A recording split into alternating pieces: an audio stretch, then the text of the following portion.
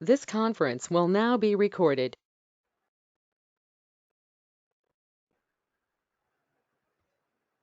All right. So welcome again to our River Management Roundtable for June on how to get involved with Latino Conservation Week. I'm Angie Furman, and I'm the River Training Center Coordinator for RMS. And I just wanted to let you know that our River Management Roundtables are held twice a month, typically. On the second Tuesday, we discuss on the river topics, things like dealing with trash or high numbers of people coming down the river, really whatever is relevant at the time. And then on the fourth Tuesday of each month, we discuss more workplace culture type things. And everyone is welcome. So thank you for joining us today. Again, I'm Angie Furman. I'm the River Training Center Coordinator. I'm joined by my colleagues Risa Shimoda and Becca Price. I don't know if either of you want to say anything. Otherwise, excited to have Tangi Akasi Otu to here today to speak with us a little bit about Latino Conservation Week. So, um, Tangi, I'll have you introduce yourself in a second. This is my last slide to go over real quick. Again, we're all just here to learn from one another, to contribute to the process. So we're just asking for some basic group norms and agreements around respecting each other and contributing and whatnot. So without further ado, I'm gonna pass it over to Tangi. Thanks, Angie, and hello, everyone. I suspect we have a few folks who know about Latino Conservation Week or maybe know about Hispanic Access Foundation, but I'm still going to provide a little brief overview because we're recording the session, so folks who want to access this later can have a good idea of how we're coming to this conversation, but I'll introduce myself as well. I'm Tangia Casiotu, and I work for the Forest Service. On the Wild and Scenic Rivers program in Washington, D.C. And that's where I'm coming from you today. We're in the office once a week. And I have participated in Latino Conservation Week a couple different times in very different types of events and learned a few things. So I just wanted to provide a space to talk a little bit about the work that Hispanic Access Foundation is doing, opportunities to engage or to plan your own event in support of Latino Conservation Week, and then to just share my story on 3 different events that I have participated in, and some of the key takeaways that I experienced then. So in regards to Hispanic Access Foundation, this is really a grassroots outreach network of communities across the country that work with partners to achieve priorities around civic engagement from the Latino community, financial literacy, workforce opportunities, public health, and environmental stewardship. And so environmental stewardship has really led to a lot of different programs to support the employment of young folks looking for opportunities to work with public land management agencies. And it has also resulted in this initiative, Latino Conservation Week, where we have opportunity to highlight the Latino connection, cultural connection to the outdoors, and to use that platform to make sure that that the community is highlighted for their connection and love and stewardship for these places. And in addition to that, to provide new opportunities for folks who haven't had the chance to connect with some of these lands. And a little about how I came into this space with public lands. I actually grew up in Iowa, so there's not a lot of federal land in Iowa, and I didn't really know much about public lands or their cultural and historical backgrounds and significance, or really their role in the greater ecosystems and climate that we live in across the U.S. And it wasn't until college, when I was actually taking some general science courses in hopes of pursuing something in the medical field, that I noticed that I really liked the environmental aspect of the classes I was taking more than the microbiology aspect, or maybe the health side of things. And so I started gravitating towards those types of topics. And then I think I was taking like an anthropology class at the time, and this intersection was happening between people, culture, and land. And that's when I started to realize that that intersection definitely happens on public lands. And so the following summer, I applied for a job with Hispanic Access Foundation. It was an internship. And I was not accepted because there are so many competitive candidates, and it continues to improve every year, just the level of passion and the level of focus from young folks who are looking to do great work. So I was still really determined to work on public lands that summer, and I decided to pursue an opportunity just working in concessions in Yellowstone National Park for a summer. So I was interacting with people from around the world who were visiting and kind of just observing how they use the space and what they did there, and then asking questions to park officials about the work they were doing and about the agency. And with some of that knowledge in hand, I took that the next summer and was able to land a position, an internship with the National Park Service in Denver, Colorado. And I worked with public and legislative affairs at the time, so that was giving me even a wider lens of the relationship between public land managers and the communities that visit these lands or live on or near them. And we also corresponded with Congress and folks in Washington, D.C. all the time to work through the development of legislation for designation of new lands or changing uses, to prepare testimonies for folks who would hear bills in Congress. And that just really fascinated me. So I ended up applying the following summer for another opportunity here in Washington, D.C. to work with the Forest Service on the program that I'm with now. So I am really grateful for the network that's been created over the years. And now I have a permanent position with the Wild and Scenic staff here. And that's why I'm really passionate about Latino Conservation Week, because it just provides a door of opportunity and really highlights the amazing connection that Latinos already hold to the outdoors as well.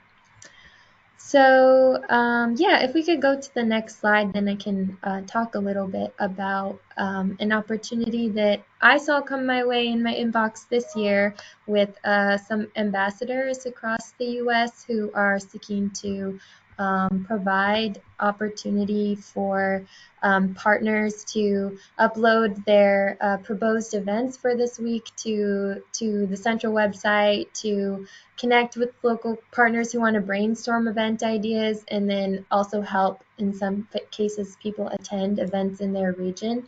And so if you have questions, hopefully we can get you connected to an ambassador. And if you are an ambassador, let me know. I'd love to hear about how this is kind of coming together this year. I love this idea.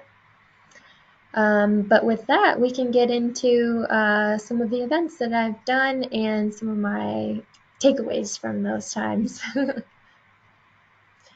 So first, I wanted to talk about the first event that I ever did, and I co-led this with a couple other interns my first summer in Denver. And it was really fun. I had someone who was really passionate about outdoor education, so he definitely had that passion for youth, and I was really excited to come up with some ideas for activities we could do with the group as well. And then we had someone who was really passionate about wildlife, who was working in Rocky Mountain National Park at the time. And so we all banded together to plan an event that was connected to a youth summer camp.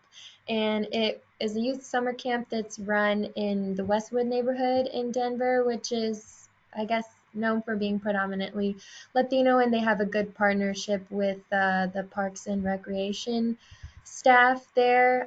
So the focus of the summer camp is that each week they bring in different organizations and local groups that are interested in the outdoors and connecting youth, and they just do tons of different activities. So these kids got to learn different outdoor skills every week, and so we just thought that was a great outlet where it's like, well, this is a priority of the community and they are seeking this opportunity, so it was a great fit for us to come in and talk about opportunities that are available with the National Park Service. So that was a really fun day. And basically, the program that we put together was an overview of the National Park Service, just talking about just the huge variety of lands that are included in that system. And then we talked about wildlife, and our big overarching message was around the amazing connections and cycles that you can find in an ecosystem. And so when we talked about wildlife, we were teaching about predators and prey. We did a skins and skulls exhibit so they could talk about the anatomy of the animals and how that really serves, the activities that the animal does and the differences between predator and prey biology. And then we wrote together a whole play for it was about a wolf and the ecosystem that it lived in and all of the different animals that it interacted with, and really demonstrated that these cycles of consumption and food chains are really beneficial and connected to so many aspects of the environment, not only the animals that consume other animals, but things like decomposers and how that influences the soil and other living and non-living elements of the ecosystem. So we had a narrator and sound effects, and the kids got to choose which role they wanted to play in the production, and it was a good time. So we had a lot of fun, and then we left them with some like junior ranger opportunities. So if they want to get really connected to the other youth programs that the National Park Service puts on, they could follow up in that way.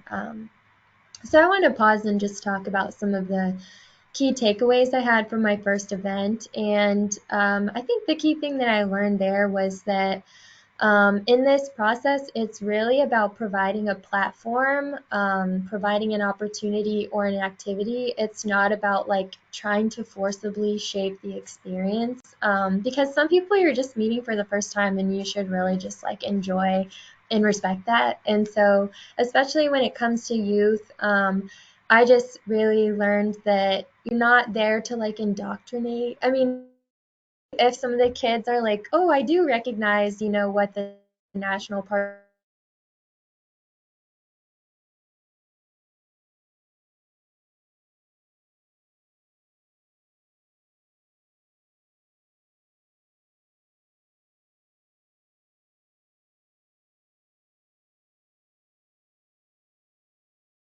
Did Tangi freeze for others? Okay.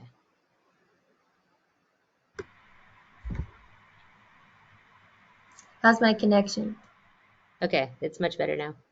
Oh, where did I drop off? Oh, You said it's not about indoctrinating, it's about getting to know them and enjoying the time together. But Okay, that you yeah, might I have a mean that. kid. Yeah.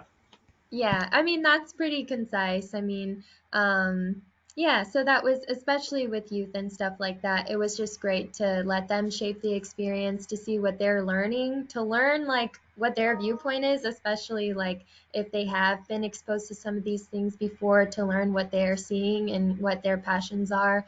So yeah, for me, I was really learning about that exchange, and also, yeah, just learning techniques to work with kids and stuff. So that one was a lot of fun. But yeah, so now we can move to the next event that I did in 2021, which was quite different from this one. Yeah, so this was one that I did not organize, but I just came to support and provide a lot of information representing the Forest Service. So this was actually organized primarily by Abel Olivo, who is the director for Defensora de la Cuenca here in the DMV area. And it was kind of had a similar framing here. This was more of a family-focused event, and it was held at Frying Pan Park, I think it was. Yeah, Frying Pan Farm Park. So this is an area that attracts a lot of urban folks who have the opportunity to come out and see some of the different activities that happen on a farm. And so that was really key about how we chose to engage here. And basically what we did was just take this coincidence of an outdoor event that was happening locally that was already going to be attracting families and provide our resources, activities, and a warm welcome. And so what we did there was have like a whole section of partners who were there to talk about all of the different lands that they manage locally at the state level. And then I was there representing the federal level, talking about the Wild and Scenic Rivers program, which is who I primarily work for now, but also representing the Forest Service. And what was really important here, like I guess the takeaway here with this event was connections to urban audiences. So obviously, if I just kind of come in and start sharing a bunch of stuff about public lands that no one has had the opportunity to visit before or even heard of, they might say like that that's nice or whatever, but it's hard to kind of resonate, and it can be a little jarring because again, like these are families looking to have a good day. Like they might not just they might not have even really heard of Latino Conservation Week before either. And so that's why it was important to kind of receive like, okay, what's the context we're in this space and how can I connect, the opportunities I want to share with you to this space. And so it was a lot of like asking questions and getting to know like what do you think about this park and how does your family engage in the outdoors, and then letting them know that connection between federal land management, water resources, and how that all really is connected to our urban spaces and our resources across the country. So yeah, that was a good event. And again, a key takeaway was really like context for different audiences, especially if you are collaborating with a partner or another local event, making sure that you really find your way to fit into the context of the day. But yeah, it was more of a family targeted audience for this day. So that was really a lot of fun and hopefully provided future opportunities for families to do more activities together. So with that, I will speak on the last event, which is much different than the other two I've just shared. So this is Rio Palooza. And as you can tell from some of the pictures here, it's a little more of a there's more attendance and more partners involved in this one. We have a giant smoky out here. We have tubing happening. We have kids games are happening. It's a lot, and it's an event that's happened annually for the past maybe 5 or 6 years, and I've participated since 2019. But yeah, this was just last year on the George Washington Jefferson National Forest and is primarily supported by Forest Service representatives in partnership with the Potomac Riverkeeper Group and a lot of other local partners. So this is an event that really requires a lot of planning and coordination on the front end. But the idea here is to provide like a really comprehensive experience of who are all the local land managers. We have state folks coming out, Fish and Wildlife. We have the Forest Service because the Forest Service in proximity to the DMV over here on the East Coast is actually not too far away. It's maybe like an hour and a half drive, 2 hour drive to the National Forest. We had like parks and planning folks come out, and then tons of outfitters who are here to provide more information on all the events you can do throughout the summer to get engaged with the outdoors. So as you can see, there was tubing, snorkeling opportunities as well. That's a fan favorite. And there was music. Mr. G, I don't know if you guys know Mr. G, but he does like conservation themed, like youth music, and it's really fun. It's so sweet, and he has the best spirit. He's really good at engaging crowds, so I actually like dance on the stage with him and everything. And yeah, we had lots of families there and food. So this is like more of a full scale. We're really trying to highlight all the opportunities and the voices, and it's really evolving over the years. And so for this type of event, I've learned a lot. I mean, in regards to like serious like event planning. But another key takeaway is definitely the relationship aspect. It truly takes time in making sure that your outreach is proportional to your planning is really important. It's definitely difficult to offer so many activities in one space in hopes that all the partners kind of walk away feeling like they had the opportunity to engage. But this is an event that, yeah, I'm really excited to see grow, and there's, yeah, a lot of adapting happening every year to changes in momentum, and it was event that I really enjoy. I will not be here for it this year, so I'm a little bit sad.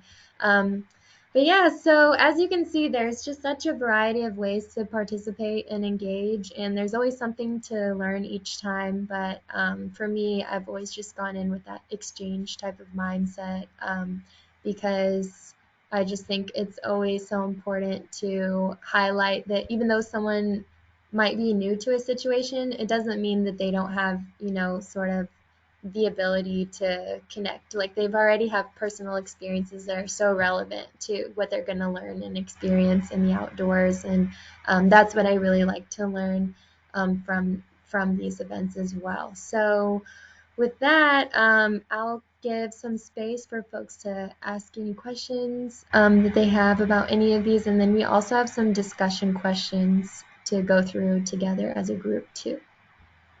But thank you guys.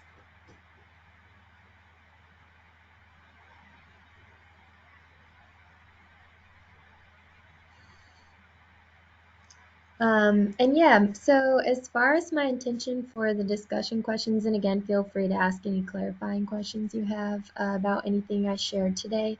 But as far as the discussion questions, please feel free to answer any and all of them in your response, just so I can learn more about where you guys are at in your passion for engagement.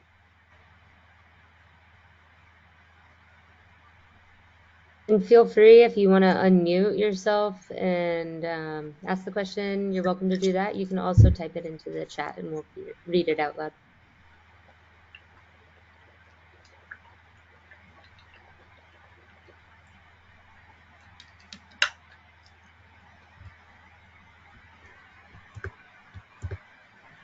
All right, I saw one come into the chat, Tangi.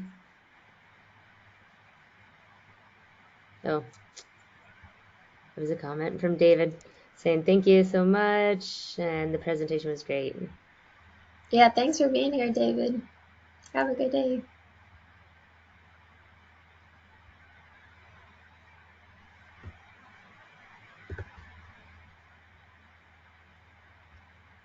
Angie, I have a question. You've touched on some really important points about planning the events and bringing partners together and the mindset that people should go into the event with. But I wonder if you have good examples or like lessons learned with promoting the events and like how to reach the Latino community in that audience, as far as just, getting people out to the event. Like, did you use how did you all do that, and what were some things that worked and didn't work?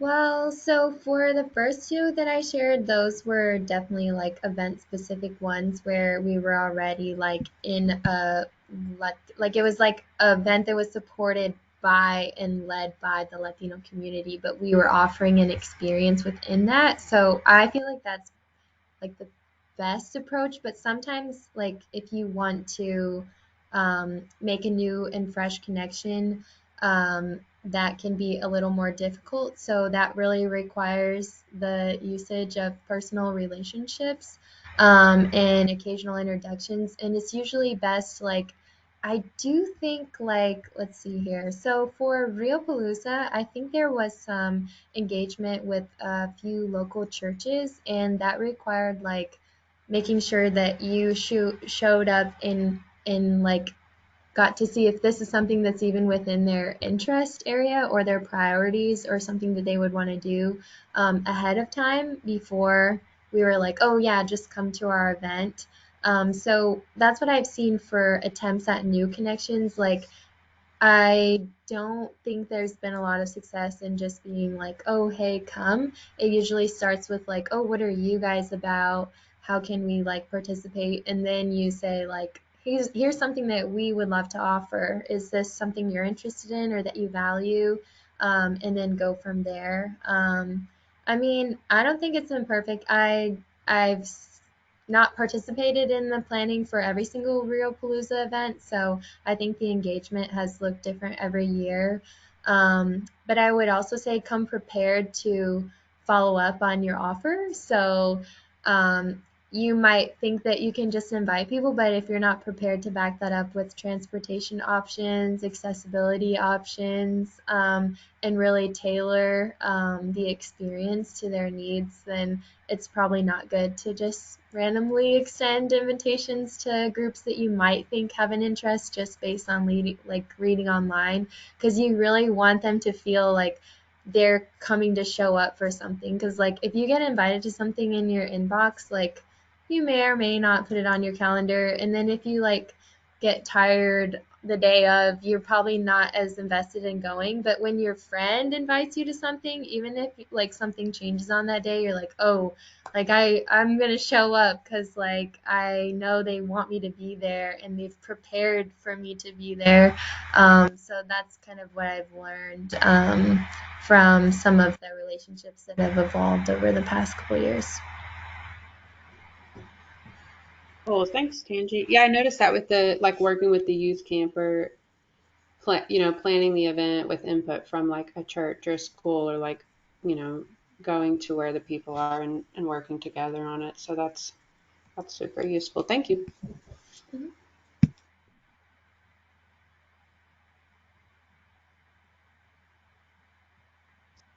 Monica commented in the chat. She said, I'm very excited about working with and engaging the Latino community. It does appear there can be a cultural wall at times in these rural areas, and it would be wonderful to help break that down. Right, yeah. I think that is something that, well, something that I'm just like noticing locally, so I can't really speak to where you live, is that I think there's a little bit of a misconception in some rural areas about generally just like the connection to the outdoors or the comfort in the outdoors. Because, like, I know tons of people in the Latino community who are like experts on the outdoors and nature and who spend a lot of time and have a lot of consistent passions. It's just that they're like recreating in other places where they feel welcome and that they like to go and that like fit their preferences. And so they might not be recreating in other places for different reasons. So sometimes I just think it's really interesting if there could be more conversation about like learning from those community leaders or those people who are spending time outdoors, because like even in the Shenandoah Valley, like I know there's like places where like a lot of Latino families like to camp, and it's like they could camp in other places, but like this fits for them because they like it, they feel welcome, their families come, like this is where they like to go. So if you want to welcome them to other spaces, a lot of it would be like just learning about what they like to do and already know and are involved in. And sometimes that's just showing up to the same space and like talking to people um, or those kinds of things. But yeah, I'm hopeful you'll be able to make that connection too.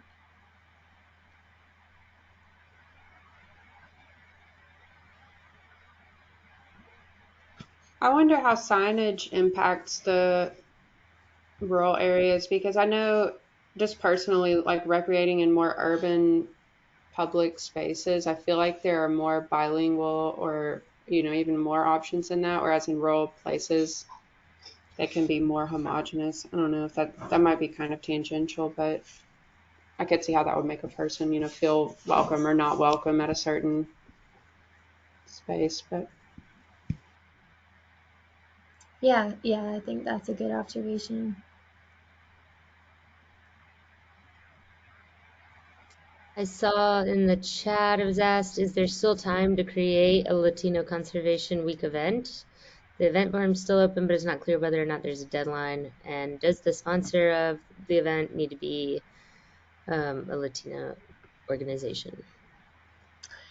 Oh, those are good questions. So you can host an event like even before or after the week that's been set aside to highlight it nationally. I mean, I think last year I attended an event that happened like a week after the official event. It's really like a month and a half of events because people just do the best they can to work it in there.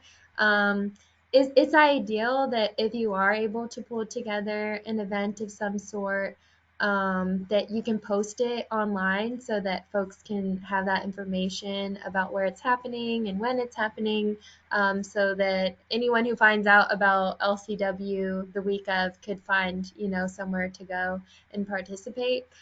Um, as far as so basically, I want to say there's like no pressure that it has to be done by that week. You could probably still go a week or two after and still be able to highlight the spirit of the week.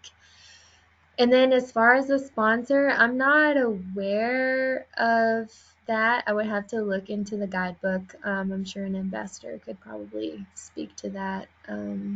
But yeah, if you want to put together an event in a short amount of time, I know a lot of folks do different kinds of things. I know the examples I shared were like recreation based or like teaching based, but some folks do like small groups of people, and they're just like, hey, I know a lot of folks who didn't have the opportunity to go to this place, and I know all about it, so I'm gonna like welcome them to my favorite trail, and we're just gonna take a hike and have some food and talk about it. Or some folks have done like yoga, and then there's tons of virtual events too, like film screenings, community discussions. So yes, there's definitely still time to participate if you'd like.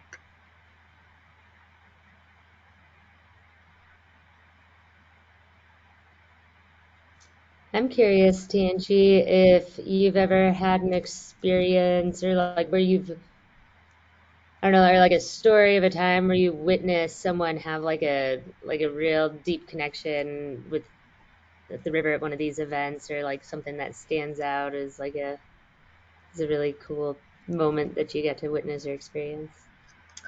Oh yeah. So I feel like it's for me, I've interacted with a lot of kids. And so I like seeing kids' determination to like get out of their comfort zone.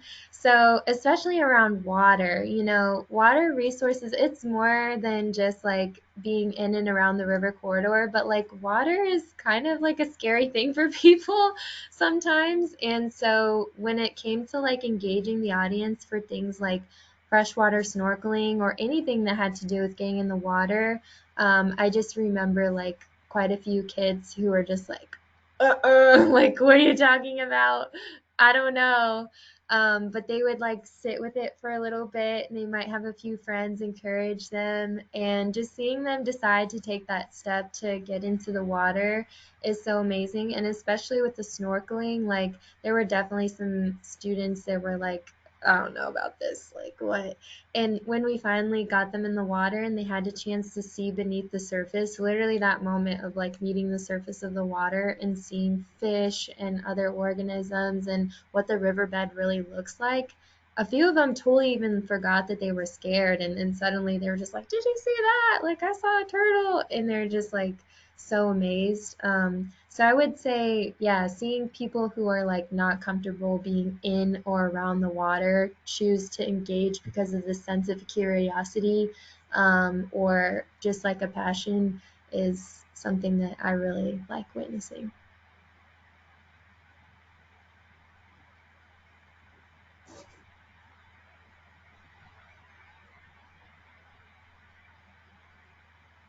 And then I saw a question as like a follow-up to some of the earlier discussion.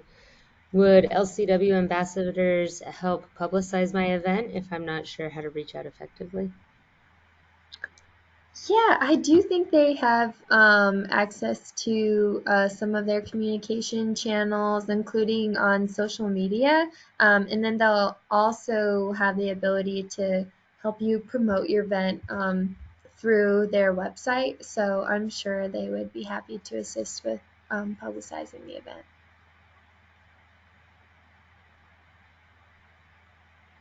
And other partners too. Yeah, if you have other local partners, just kind of having a cohesive message about the event, I'm sure they'd be happy to share it.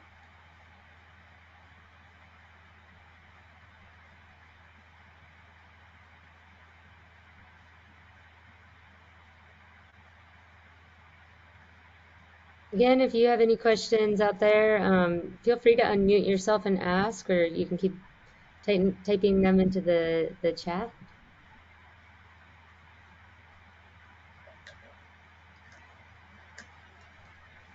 Maybe my question for the audience as well is, have you guys had the opportunity to host or support or participate in an engagement type event with the outdoors before? Like Latino Conservation Week or otherwise?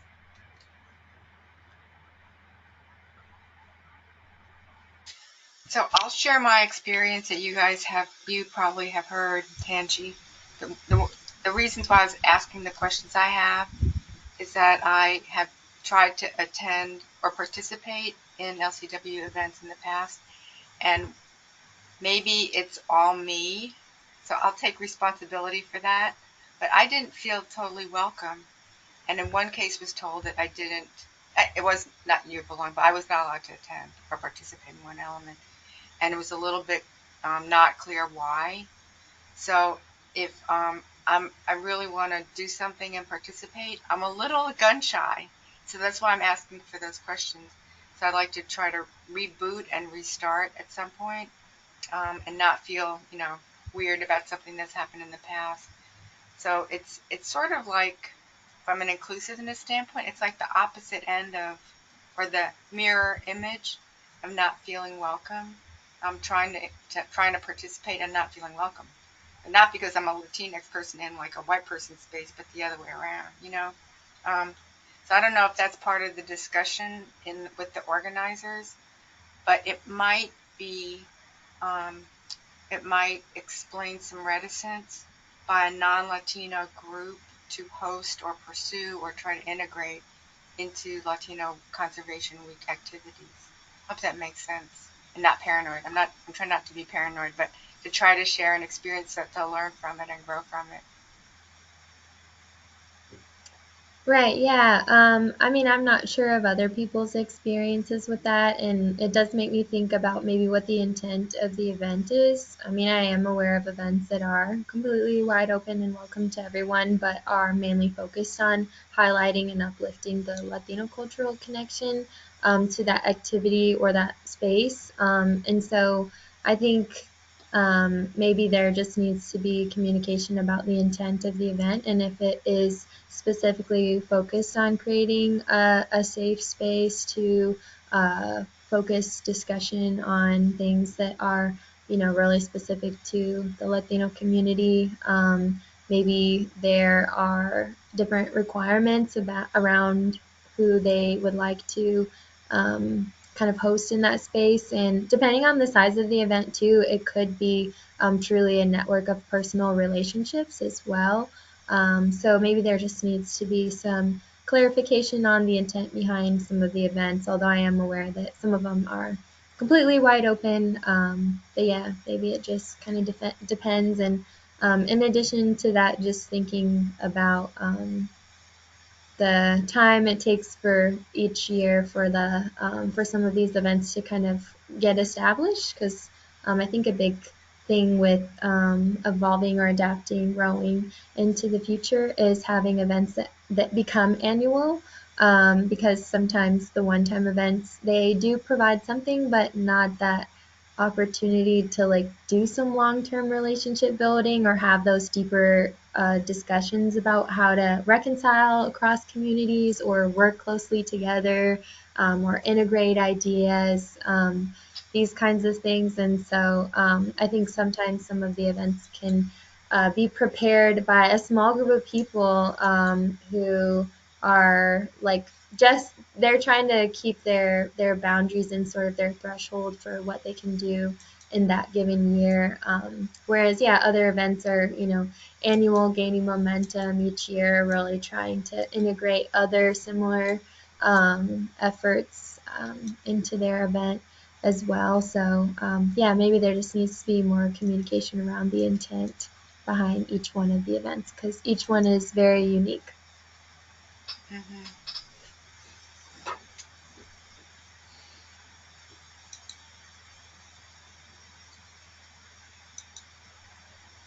I'm also curious if anyone knows of any other kind of like larger scale initiatives to increase participation or access or awareness around water and Latino community.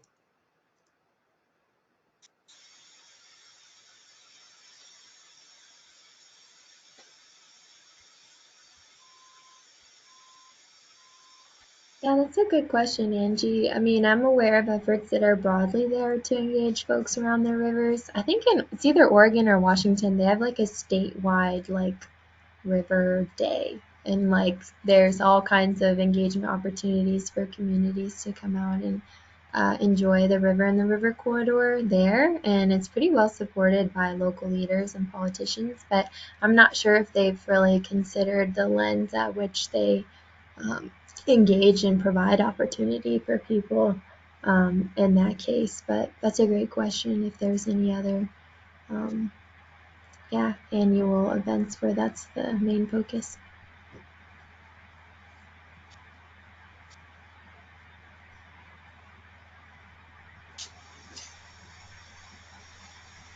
On a positive note, I just looked at an event that's near me, and one of the elements of attending that they highlighted was bus service from a metro station, a couple of different metro stations to this lake. It's a really cool lake, but you have to drive there.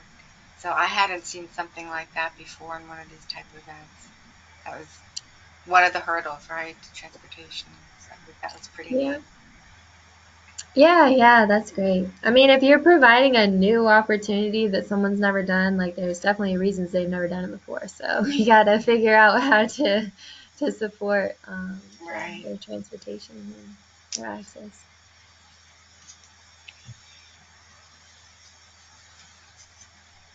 Well, if you have any last questions, now's your time to think about them. In the meantime, just want to share a link to a survey for today's session. Um, Thanks, Becca, for sharing that in the chat. We'd love to hear your thoughts and if you have any ideas about future river management roundtables.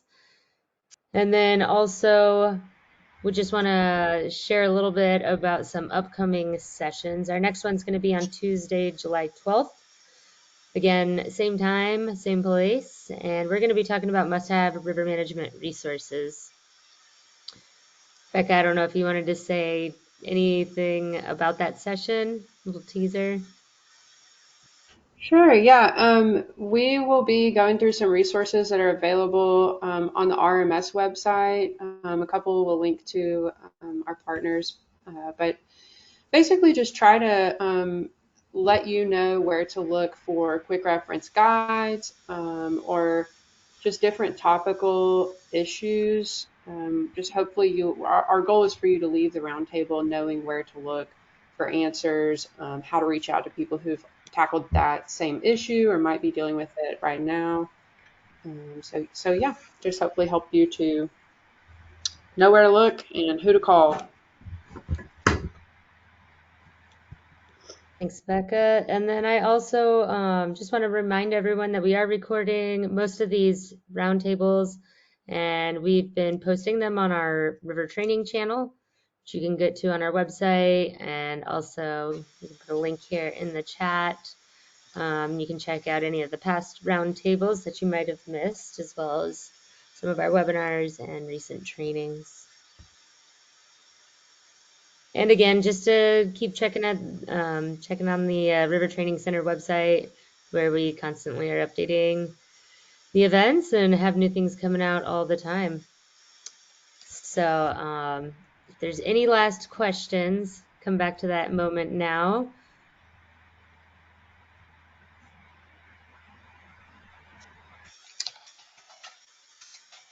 Well, I will then just take this time to say thank you once again to Tangi for sharing some of her experiences and how to get involved with Latino Conservation Week with us.